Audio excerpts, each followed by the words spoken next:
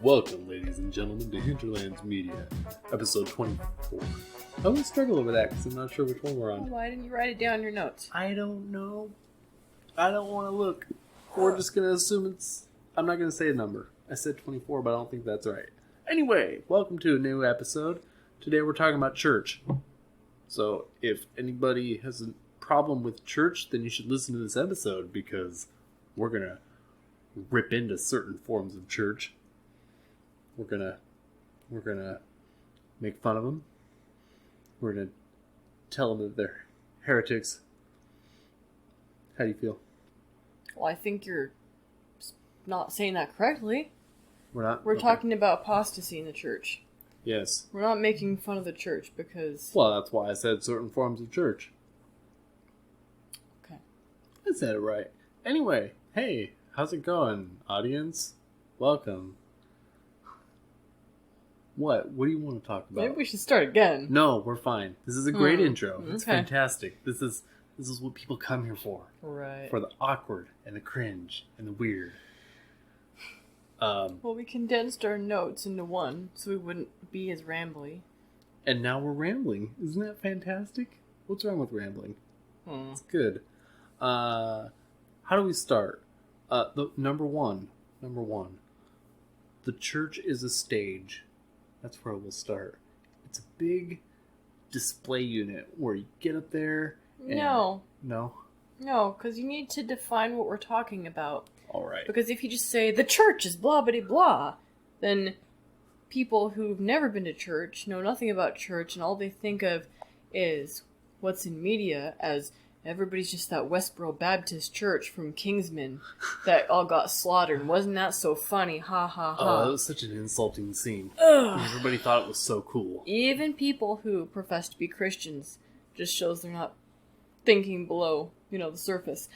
Anyway, you need to define what we're talking about. We're not talking about actual church as it was laid out in the New Testament following Jesus. We're talking about hipster church. Hipster church. Which kind of dates us a little bit, I guess. We were just talking Well, about... that's what you call it. We're kind of fundamentalist. We kind of just want to do what the Bible tells us, if at all possible. And it's taken us, you and I, us, my wife and I, it's taken us a bit to find a church that seems to, as far as we can tell from reading the New Testament, follows what the New Testament says.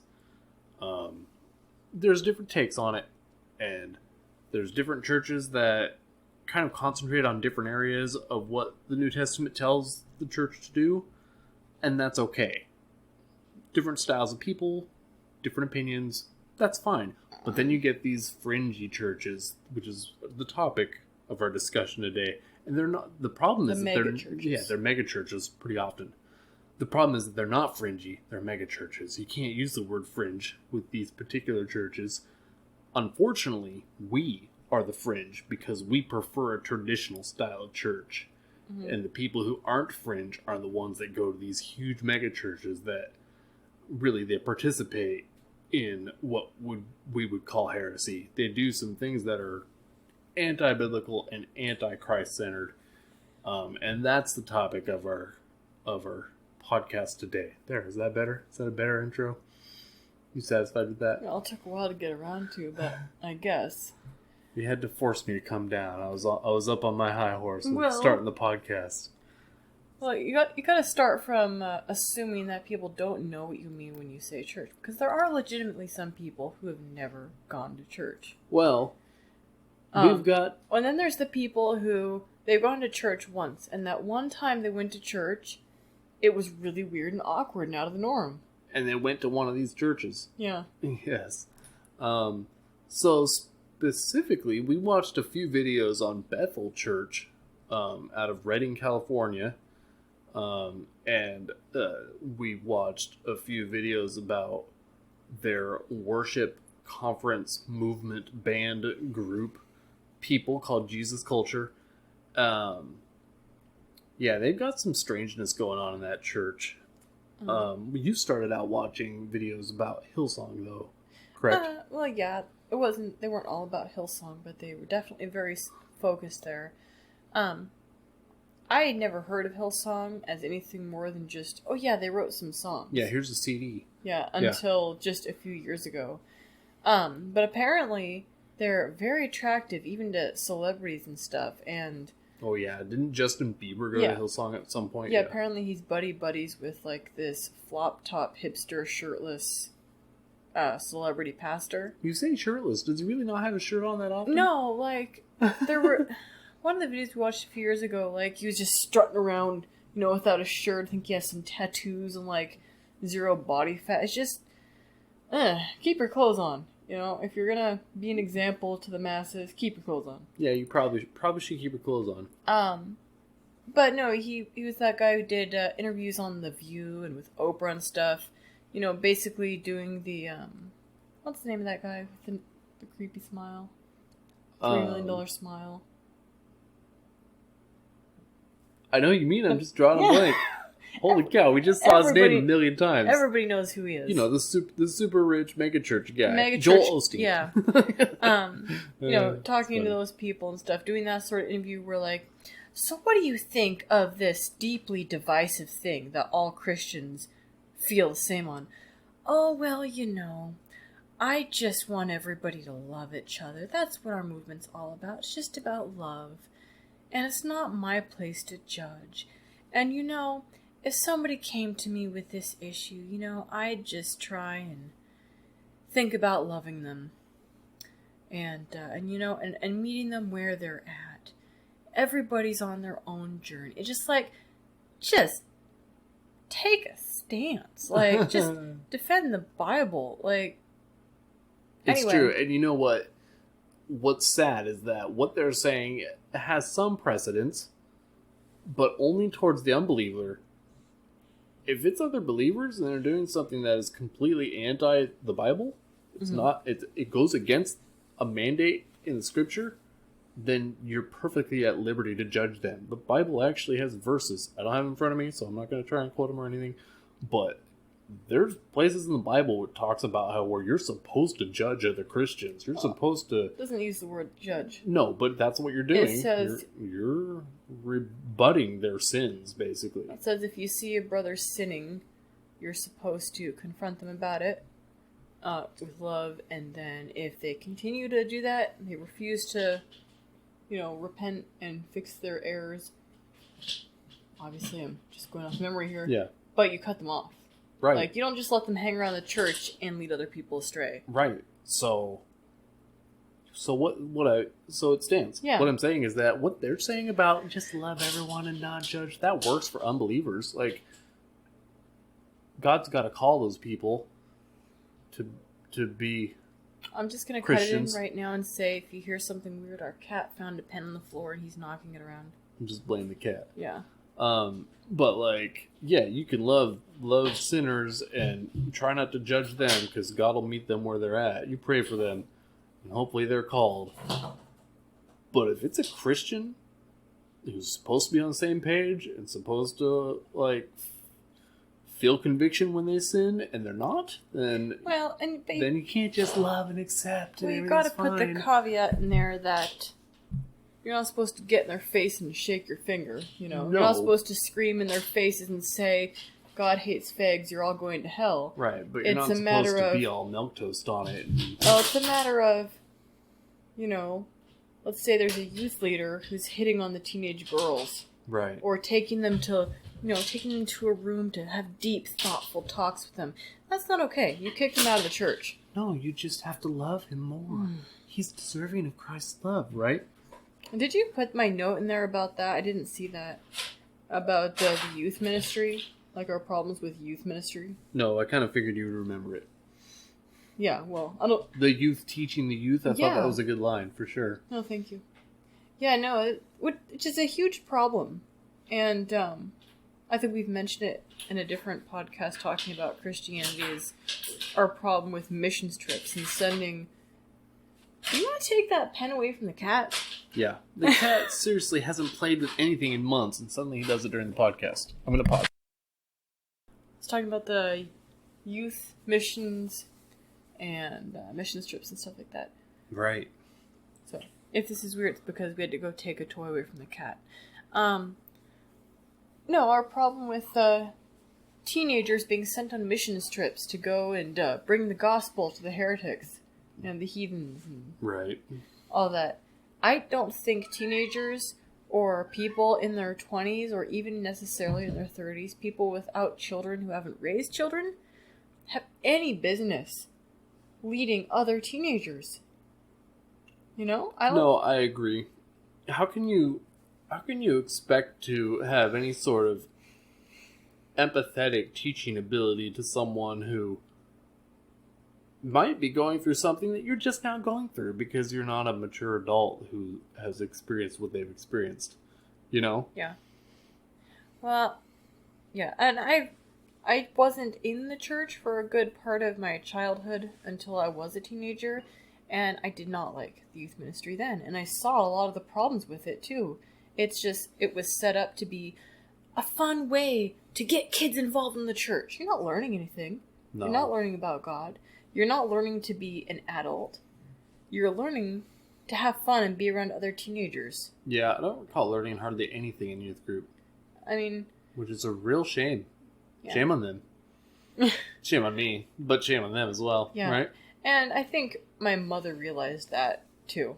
Like, after a certain point, she didn't make me go back to youth group because she realized that it was just, you know, a way to keep kids out of trouble. Yeah. And I think that's a great part of it nowadays, is that they want kids to hear about God while having fun.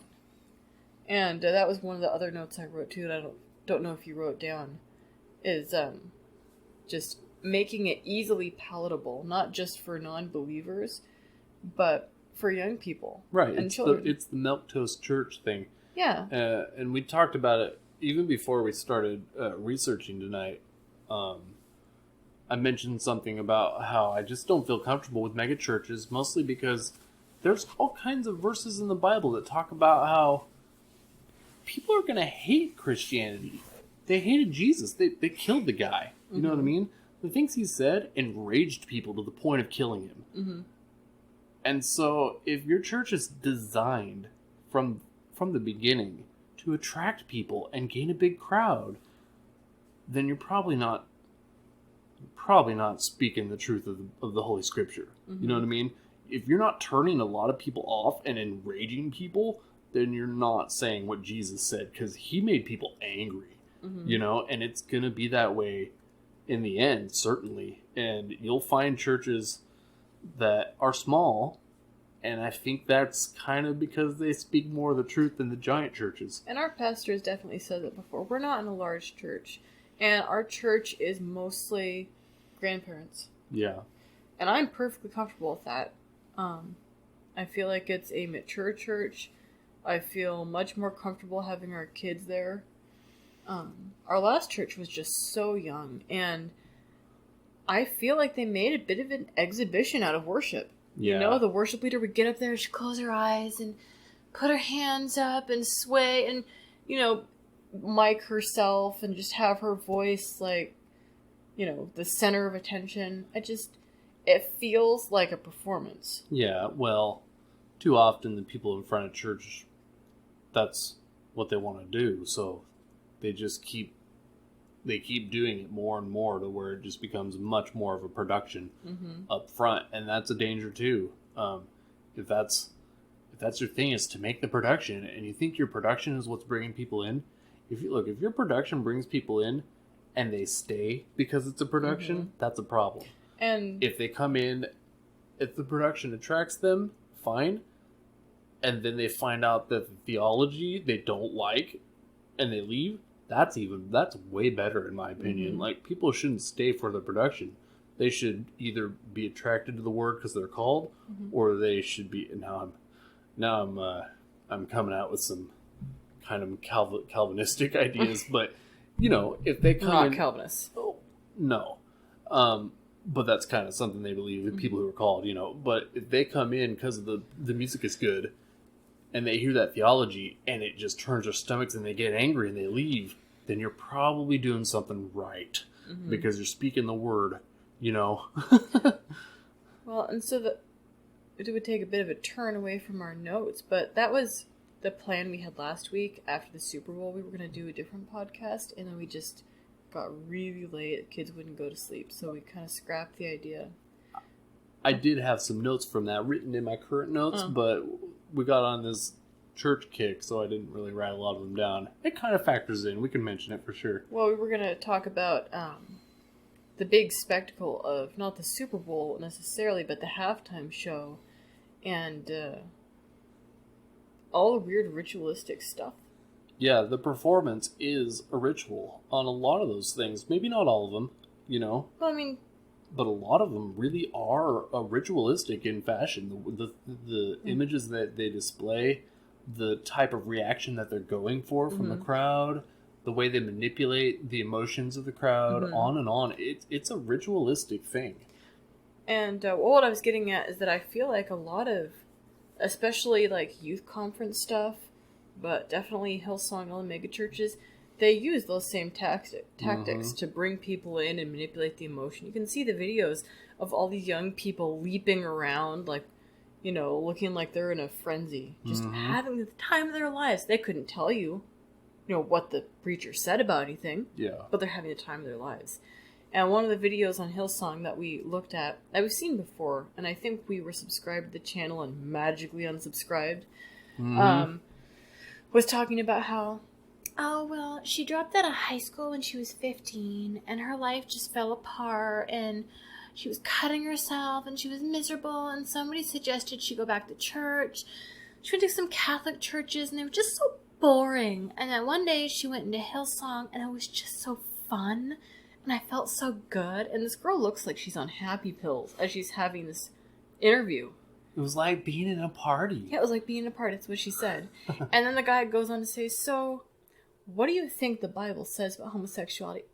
Oh, well, like, I'm bi, and I don't think that, like, God would have made me this way, you know? Because, like, I'm born this way. Yeah. And so, like, I just turn the page on that. Like, I don't even pay attention. I just turn the page and read the next thing. Yeah. And she's like, you could skip the whole book of Deuteronomy. Well, just skip it. That's a real shining example of the sort of people who go to those churches. Yeah, unfortunately, I think that's true. And there were a bunch of other interviews in this video, too. To be fair, that was a Vice.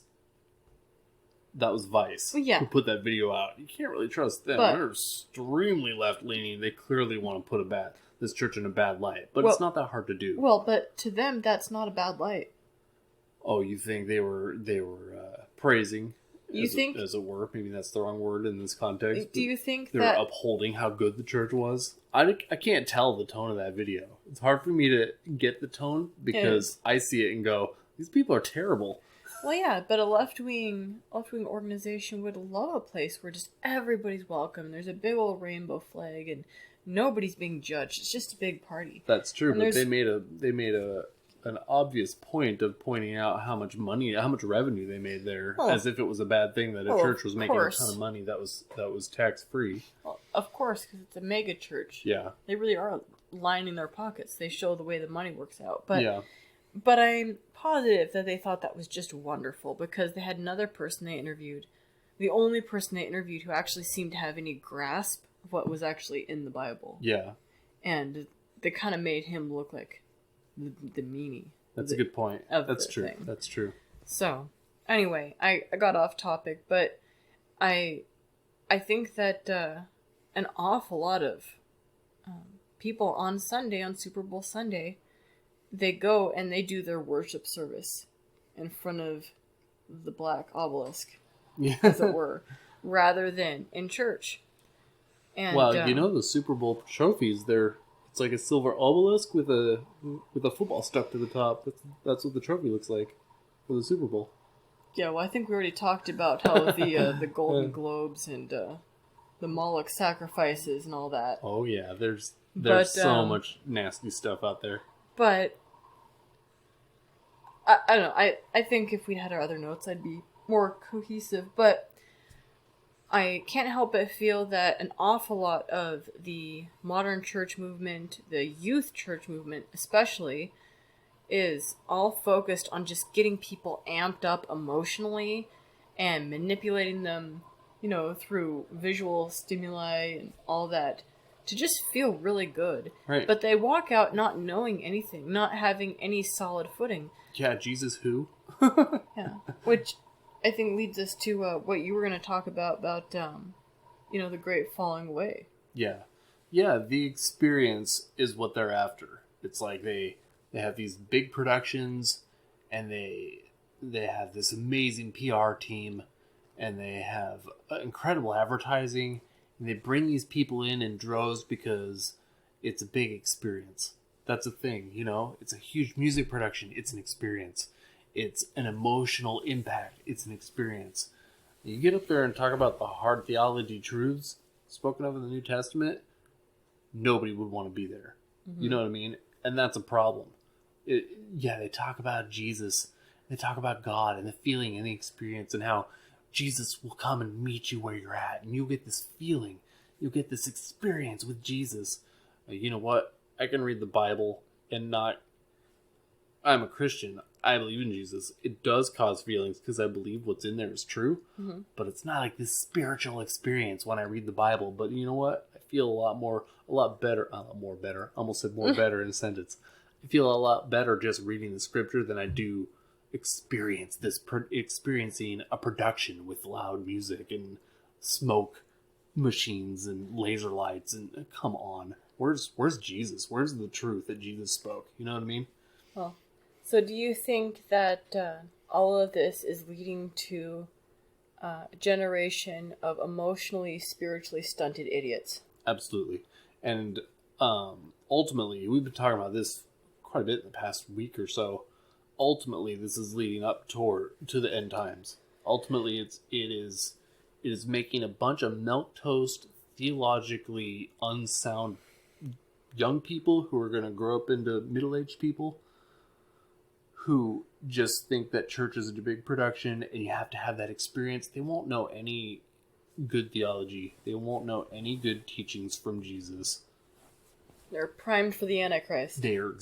That's precisely it. They're primed for the Antichrist. He's going to show up.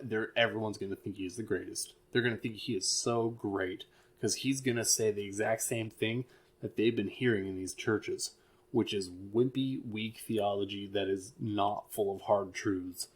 It's going to leave out all the stuff that really is hard to deal with that Jesus spoke about. You know what I mean? Yeah. Repentance isn't preached. Right. And the fact that you're a sinner and you're going to hell and there's nothing you can do except for God's grace, that sort of thing, never gets talked about in those sorts of churches. Mm-hmm. You know what I mean? It's all about that experience that you met with Jesus on that night when the music was loud and no one else could see you because it was dark.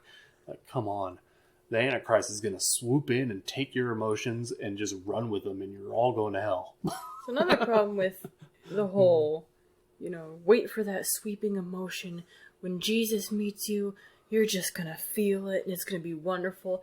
The problem with that is that some people, we talked about this, some people do have to, be broken down is something that you hear a lot in the church. Maybe not now, but when we were... single people in the church, it was really popular to say, Jesus has to, break you down to build you back up. Yeah. Is that not everybody has that experience of being completely brought to rock bottom, and just brought to their knees. Some people really do just grow up in the church. Yeah. And decide that's the truth. And some people intellectually decide this is the truth. Yeah. And some people do have that emotional experience of, I have just screwed up royally and I need this, Jesus save me. Yeah, and you know what, speaking personally, with a personal anecdote, I'm much more grounded in the logic of the thing than the other side. I've had my more emotional states as far as my relationship with Christ. Almost said religion, but I don't like that word.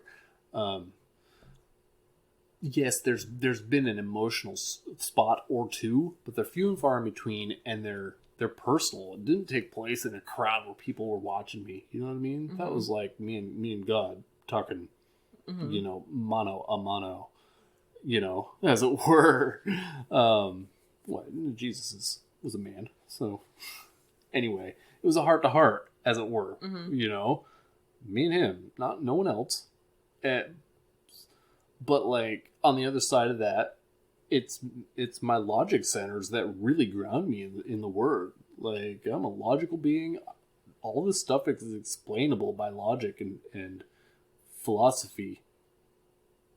Therefore, I don't need this big experience in church, I guess is what I'm trying to say. That was a little meandering, but I got the point out. Yeah. So yeah, the Antichrist is going to come and just take these people away. And it's really dangerous. It's a dangerous precedent, especially since these are mega churches we're talking about. Let's reiterate that. We're not talking about the little church that we go to. We're talking about these churches have 20,000 members. You know, there's multiple of these churches. To be fair, more 20,000 members. I assume the majority of these people are not saved. That's my guess. I mean, how can the Bible speak about how if you're really talking about the same things Jesus talked about, everyone's going to hate you, and then you have a church with 20,000 people in it? You're probably not saying the things that's going to make everyone hate you. You know? Well, you recall a while ago, I think it was an Elijah Schaefer video, some man on the street video, but they ran into some lispy person with the cross earring in one ear and just the haircut and everything, and they asked something about Christians and gays, like, oh well, I go to a couple different churches. Like, I've been going to Calvary every now and then, and like some other church. Like, whoa. You've been going to Calvary? Like, what are they preaching? Because we used to go to a Calvary. Yep. And to be honest, I didn't feel like the teaching was that solid when we went there. It's one of the reasons we left. But it's just, when you have people living so far outside of God's will like that, and they feel comfortable going to a church week after week, and they feel no judgment whatsoever, not from the congregation, but from God. Right, then they're not feeling the conviction that comes from the Word. Yeah. Basically. Otherwise, they would stop going there, or they would change. One or the other.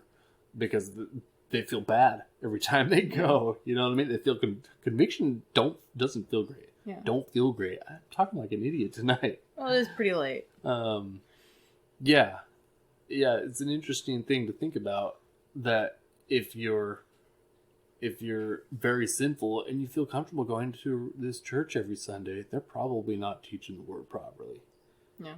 You should feel uncomfortable if you're super sinful there. I feel comfortable in our church once in a while because they say things that are like, oh wow. That's... You mean uncomfortable? That's what I meant. Yeah. Yeah. You know, we're very tired. One of these days we'll do a podcast in the daytime. Yeah, and then we'll be awake and it will be a totally different tone. And no one will like it. Sorry to interrupt. Yeah, once in a while in our church I feel uncomfortable because the pastor is teaching convicting truth from the Bible. I'm like, this, but I'll keep going because, I pray about that and ask for forgiveness and repent and all that stuff, and then you feel better. But if you're just living in sin, and you're not a Christian, and you've never worked on those problems, and you keep going and you feel comfortable, they're not doing it right. This has been a PSA from Hinterlands Media. Yeah. Well, we didn't mean for this podcast to turn into this, but keep ending up back here. Didn't we? No, not this particular podcast, the podcast in general. Oh, well, we've had another podcast where we talked about almost a real similar topic. Yeah, I know. I don't remember how we got there. I don't know. Anyway, we could talk about what was on my other notes. Yeah. It got really weird. You want to talk about that? So I was thinking, these big stage productions often have really heavy-duty esoteric elements. The pyramids? Well, the symbology, for sure. Symbolism, I guess you'd call it. Referencing the Super Bowl halftime shows and the VMAs and the Golden Globes and the Grammys and all these big productions. A lot of them are really, really esoteric in nature. They have so much symbology. You have to assume that they're doing some sort of spooky, satanic, we'll just lay it out there, satanic type rituals. I wonder how much of that has infiltrated these churches where they're not teaching theology, They're teaching they're covering up. They're making things that aren't Christian seem like Christian.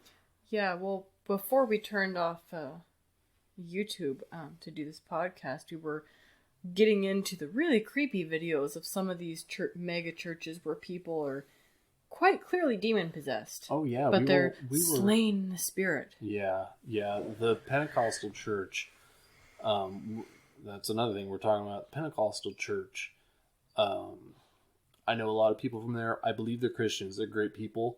But there's some Pentecostal churches out there who really have fallen into this mentality of thinking that they have to have these experiences, these manifestations of the Holy Spirit. It must happen in their churches, and it's almost like they force it. And if you're trying to force the Holy Spirit to do something, that's a great, huge, wide open door for Satan to come in.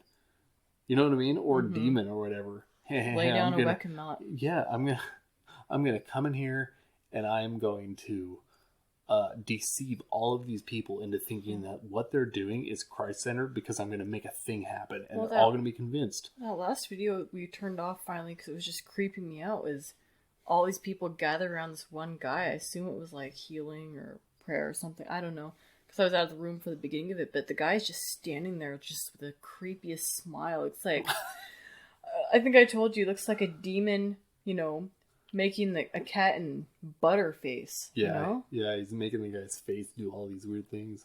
Yeah, we watched a video with in a similar vein, similar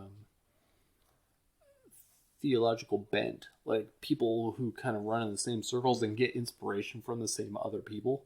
This guy was talking about how they would have feathers, would like manifest and fall from the ceiling. Start happening in their homes. Yeah, it would happen in their homes, and they get together and pray, and it would happen during prayer, and it would happen in restaurants when they're out and about. And they'd have gold dust in their hands. Yeah, gold dust would appear on their hands. Like, are you kidding me? What possible reason would God have, like Jesus, actual God, have for manifesting feathers in your home? What a stupid miracle. You said it too. What a stupid miracle. Miracles were useful. They did useful things for people. You know what I mean? Healing. Yeah, the lame man that everyone knew had been begging outside the temple for years and years and years. Everyone knew he was crippled, got up and walked, carried his bed away, The woman who was sickly and grabbed Jesus' robe and healed her, you know what I mean? Casting out the demon and the girl that was using divination. Right, casting demons out, bringing people back from the dead, like useful things, not feathers. None of these weird manifestations ever happened in the Bible. Therefore, there's no precedence for them. And I would only assume that they were demonic in nature. If I was nearby and feathers started falling out of the air, I would be using Jesus' name a lot and I would get out of there. It's messed up. And this is like the leader of a huge mega church who was talking about this stuff. Big time. You have to assume all the people in his congregation who have been there for more than a week are deceived by him. You just have to assume it, It's freaky stuff. And it makes you wonder, of those particular videos, a lot of them were about their music productions. Are they doing some sort of, like, spooky, ritualistic type stuff during their music productions, Well, you gotta get back to the Super Bowl a little bit. What is the spiritual ramifications of thousands and millions of people all focusing their attentions and energies and getting amped up on what is happening in front of them. Exactly. And that's actually that's the weird stuff that was in my notes. I actually wrote quantum mechanics because in quantum theory, and actually it's observable, your human intention will actually change the way matter behaves, right? On a quantum level. If you observe a quantum particle, it behaves differently than if you're not observing it. So your intention literally affects reality. What does the attention of millions and millions of people watching a production do? And this is a little new agey. The new age people love talking about this stuff, but it's a real phenomenon. They've discovered it through actual lab tests that you can directly influence matter outside of yourself with your intention. And your intention isn't immaterial. It's literally like spirit. You know what I mean? Your intention is not quantifiable. Outside of this one thing, but if you get millions of people watching TV and there's a ritual going on, you get Beyonce gyrating up there and wearing a goddess costume or whatever. J-Lo rubbing her crotch all all over. these disgusting imageries, and all these people are watching it. What does that do? You know, like, there's some crazy spiritual battles going on, and so many people are totally ignorant of it. Yeah. So, anyway. That's what was in my notes. Well, we've talked before, I think, about how much it bothers us that professing Christians get so excited about the Super Bowl. Yes, it happens on Sunday. And it's by design. Yeah, probably. And they wear their jerseys to church. Mm-hmm. It's like, bringing your idol into God's house. Mm-hmm. And they pay like $200 for the stupid shirts too. They're expensive. They're really expensive. Authentic jerseys are spendy. But I feel like there was something else to say about that. But yeah, there have been so many halftime shows over the years that were just blatantly in your face, spitting in the face of Christians. And you gotta wonder how many Christians watched that and didn't even bat an eye. They have no clue. Like, how many Christians do you think thought, this imagery's a little familiar when Katy Perry came in literally riding a beast? I know, right? Like, or... And she danced across a checkerboard. Like, nobody... Yeah, or Madonna dancing with her Baphomets. Yeah. It's more. It's becoming a lot more. I've noticed it over the past 5-8 years. I've noticed the increase. I'm one of them, the increase of people who are aware of these sorts of things. But it's still a tiny little tiny amount of people. Yeah. A little percentage of the population are people who really recognize what's going on. And I saw people complaining about J-Lo pole dancing. I didn't see anyone complaining about her putting herself up on a cross and spinning around with people worshiping below her. She literally made herself look like she was hanging on a crucifix. Yeah. And I think I told you, it reminded me of that really creepy statue in the Vatican. It's called, like, the Resurrection or something. Mm-hmm. It looks like Lucifer rising from hell. Mm-hmm. And it's a giant sculpture that sits behind where the Pope gives the Mass service or whatever, which takes place in a building that's designed to look like a serpent. A literal giant snake's head. Literally. This isn't conjecture or it kind of looks like it, so I think so. It literally looks like a snake, and the architect has all this other stuff he's done that's like snake centric. It's pretty wild. That's just the very, very, very tip of the iceberg if anybody wants to start looking into this weird stuff. I'm afraid anybody who is listening to our podcast probably already knows about this stuff. We're not red-pilling anyone. They're all just red-pilled already. Yeah, or they're turning us off because they think we're nuts. But I don't really care. Well, yeah, I assume people are going to listen to this and go, oh, these are some crazy Christian guys, and just turn it off, not listen anymore. That's fine. We're speaking the truth, and you're ignorant for not listening. Truth to power, man. That's right. Put my resistance fist up. No, I just have a special... just dislike in my heart for youth group movement. I know. You talk about it a lot. I know. Well, I feel like it's not only a waste of time, but it's just dangerous. I quote that verse a lot. When I was a child, put my mind on childish things. When I became a man, put my mind on adult things. Or, let's paraphrase, but it stands to reason. Children may not get anything out of church, but there's a point where you just have to stop being childish, and then you're ready for adult themes. There is no, I'm a young adult, I'm a teenager section of that. There's like you're a child, and then you're an adult. There's one transition there. In our society, it's 18. I actually personally think it's a little younger than that, where a child should probably just like learn to deal with some adult things, you know what I mean? Maybe not adult as in, you know what I mean.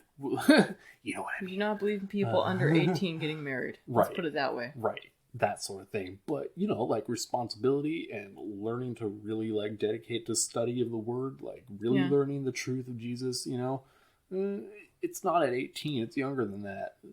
Well, the extension of adolescence is it's the gotten, detriment of society. really long. It used to be. Well, and it's not even 18 now. It goes way into the 20s. It goes into 25 or whatever. I mean, let's just look at universities handing out coloring books. Oh, I know. To make people feel better. Having safe spaces. Yeah. It's interesting to me that it seems to me that the age of becoming an adult used to be much earlier. Mm-hmm. And we're getting way off topic now, but I find it interesting. And I've mentioned this to you, they used to have what was called the McGuffey readers. I've mentioned this to you. Mm-hmm. My mom has a copy. I'd like to grab them and read them. I probably can't read them. You know what I mean? They're so high level. But they're 8th grade reading level, but they're from like 1880 something. They are legit difficult. They're like, you imagine an 8th grader reading the Iliad all the way through the end. I did. And all these like really like advanced reading things, like James Joyce and William Faulkner and the great works. I never read any of those at 8th grade. Well, maybe you're just this incredible writer, super genius woman. I just read better than they did in high school. But those are tough, and they were 8th grade. And the math books are the same way. I forget what they're called, but the math books are the same way. They're like calculus and trigonometry for 8th graders. Mm. This is college level stuff nowadays. You have to be 24 before they expect you to read the Iliad, and pursuing a master's in English literature. Or actually, it wouldn't be English literature, but you know what I mean. Mm-hmm. High-level English degrees. Mm-hmm.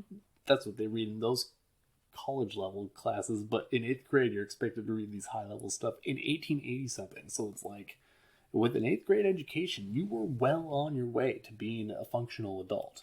You didn't need 4 years of high school and then 4 more years of college. Like, you could balance the books and do whatever you need to do as an adult at 8th grade.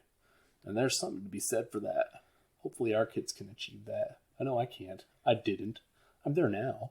But it certainly wasn't in 8th grade, let me tell you. I was a dunderhead. Well, I think, I don't know. I don't know if it's intentional or just a side effect of... the fall of Rome. Yeah, as it were. Yeah. That people are children longer and longer. They're getting married later and later. I think I'm just... happy that I married you when I was young enough to, have kids and not have to go, oh, we gotta have all our kids right now before, before I go over the hill.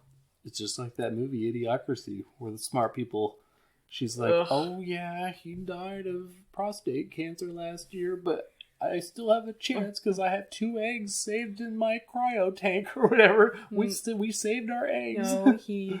died of a heart attack trying to make a contribution in order to do in vitro. Oh, is that what happened? Yep. Well, I knew it was something humorous. Anyway, the smart people are the ones who didn't have any children in that one. And it's kind of true. The smart, in air quotes, the smart people, the collegiates, the ones who saved all their money and had their nest egg and had a career and had a PhD science degree and didn't get married because of that, because they were pursuing the career and on and on and on.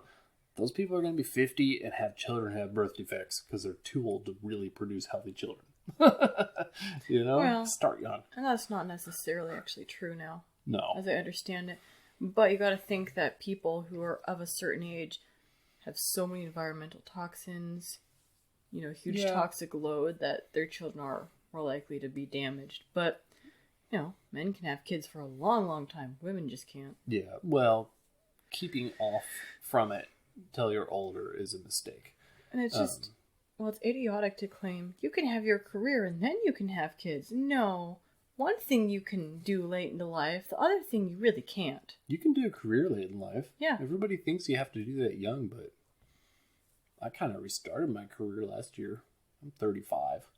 It was like 3 years ago. We started that journey 3 years ago. It hit the glass ceiling last year. Well, anyway, it's hard not to think that it's an intentional, hit against culture and society to push women into the workforce and say, you can have a career and then you can have a family. Because now, so many women who have fertility problems. So many people are trying to do in vitro, which, there are there's whole, looking for that word. Industries? But yeah, there's a whole industry built around trying to have babies, and there's tons of babies who need to be adopted. Yeah. But I was going to say I don't know how many, probably millions of frozen eggs that are fertilized out there. And there actually are people who will adopt those, like, opts to adopt somebody's embryo. And you can do that? Wow. Yeah, that's the thing. I mean, it makes sense, but I never heard anybody say it. But it's really sad because you got to look at it from they wanted a baby. Yeah. Their own selfishness led them to put off having kids, or their own selfishness led them to, I want to have my own kid. Yeah. Rather than there are babies out there who need a home. I will have my own child instead of, raising a child who needs a home. Well, I'd rather have my own children than raise someone else's. Well, it's true, yeah. Everybody would rather, raise a child who looks like them, but, I think there's so much selfishness involved in the industry of birth nowadays. Well, also, there's money involved, and automatically it's corrupted when there's money involved in it. Well, that's a different topic. Well, my point was, it's really sad that there are many, many, many fertilized little babies out there. Which sounds weird to say. Many fertilized embryos out there that are just frozen, and unfortunately, some of them probably have been donated, willingly or not, to experiments. Oh, certainly. Yeah, you just have to assume that it's horrifying. Yeah. And there are people who don't even think about it. Well, that's a digression from our topic. Maybe we'll make a whole nother How do we end up there? I don't know. We always talk about families. Well, that's the takeaway. Go to a traditional church. None of this emergency, secret sensitive, Pentecostal mumbo jumbo. Do something fundamental. Have lots of babies young. Those are two takeaways from we're doing takeaways because we're buttoned up on our time to go to sleep. Well, I was going to say, because you just made me think of something I was going to say earlier. Another side effect of all these people growing up with the spoon-fed baby food mush gospel mush is gospel. Some of these people, they're having kids themselves now, but they don't want to, quote, indoctrinate their children. They don't want to talk to their kids. They don't want to read the Bible to their kids. They don't want to necessarily, they don't even want to get out a picture book and say, oh, look, here's baby Moses. Let's learn that story. Oh, I know. That's a really weird thing to do. I can't believe we know someone who did that. Yeah. Or at least made noises of doing that. And I don't understand that. I'm a Christian, but I don't want to indoctrinate my child into being a Christian. That's weird. One of your greatest opportunities to spread the word is through your children. You know what I mean? Like, if you're a parent and you can't... Are you going to teach your child how to wipe their butt after they go to the bathroom? Or are you teach them to wash their hands? Yeah, you need to, teach them who God is. Because that is the truth. Don't you want them to know the truth? Yeah. Maybe they just feel... Maybe deep down they don't feel like it's the truth. I don't know. That's all I can assume, I think some people just... I don't know. How can a child I don't know where I was going with that. How can... It's impossible for a young person, a child, an infant, even. It's impossible for them to grow up with a non-partisan view of religion. They're going to get it one way or another. You know what I mean? If not from you, from somewhere else, they're going to have a worldview. And if your worldview is based on Christian values, yeah, they'll have Christian values, but they won't know why. You know what I mean? They're going to find somewhere else for their, truth of the universe. Well, and if they go to public school, they're going to be indoctrinated into the religion of environmentalism. Yeah, exactly. Yeah, so the worldview will be there. They'll have a good moral foundation, but they might grow. They won't understand why. They won't have any logical basis for why they believe what they do. And then, if you can't base it on something if you can't base it on why, then you're open to great influence of change, and that's no good. I had a note written down called moral relativism in the church, Mm-hmm. which there should be none. There should be none. No. There should be just a concrete moral basis, and it's Christ-centered. And wasn't it Stephen Molyneux who said something about how atheism can't explain evil like this?